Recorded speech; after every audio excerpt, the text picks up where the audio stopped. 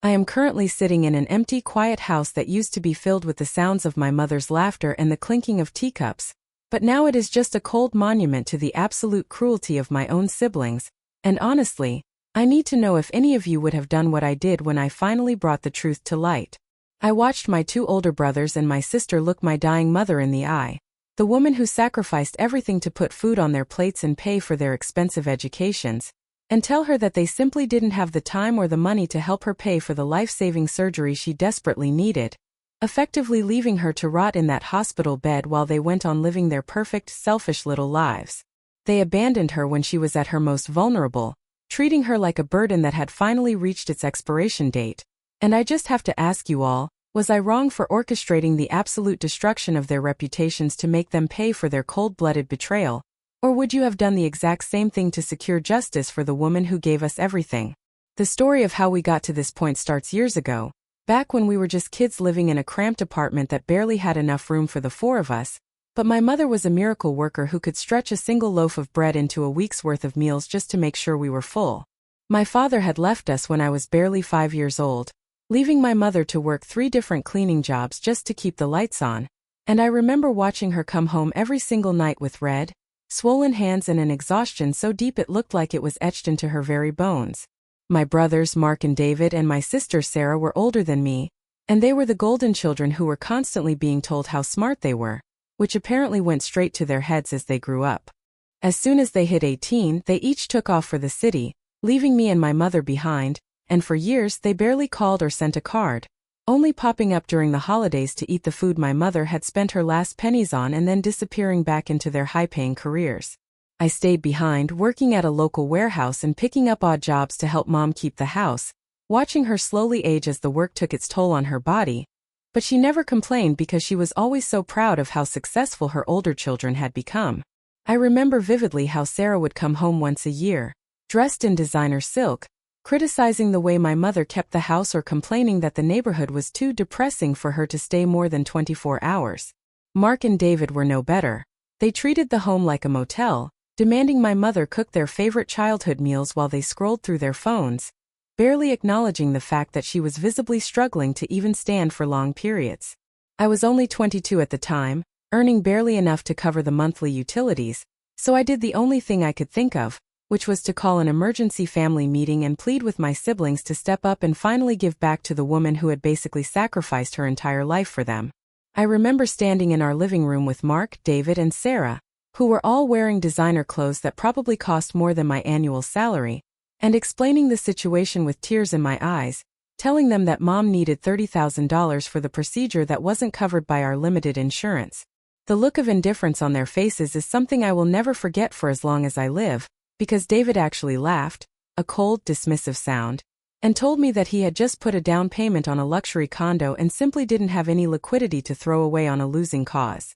Sarah chimed in immediately, complaining about her upcoming vacation to Europe and how she had already budgeted her entire year, basically implying that our mother's survival was an inconvenience to her social calendar. Mark was the worst, though, because he actually had the audacity to suggest that Mom had lived a long enough life and that we should probably look into hospice instead of wasting money on a surgery that he insisted wouldn't work anyway. The callousness was staggering. I remember Mark specifically saying, "We have our own futures to build, and dragging us down into your poverty trap isn't going to fix anything." My heart literally shattered into 1,000 pieces. I tried to explain that this wasn't about money. It was about life, about the woman who carried them when they were sick, who wept with them when they failed, and who cheered the loudest when they succeeded.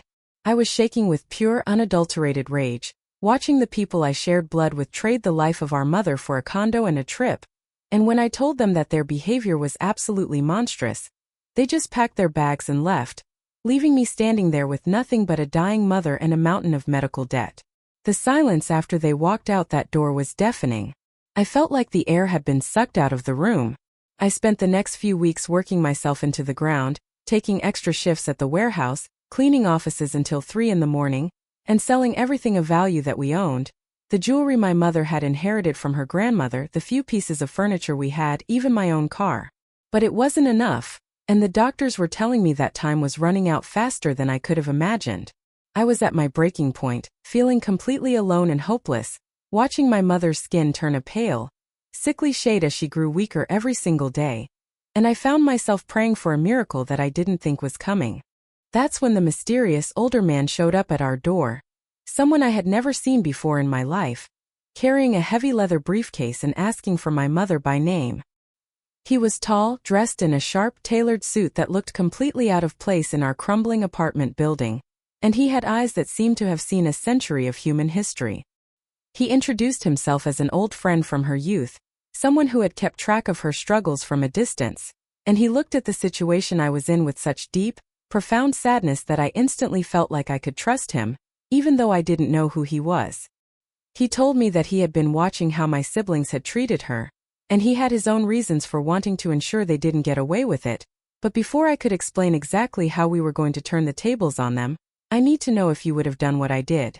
So that's the situation I was in, and I had to make a choice, and before I tell you exactly what this man and I planned, I want you to pause right now and comment below what you would have done in my shoes because it really was a life-changing decision.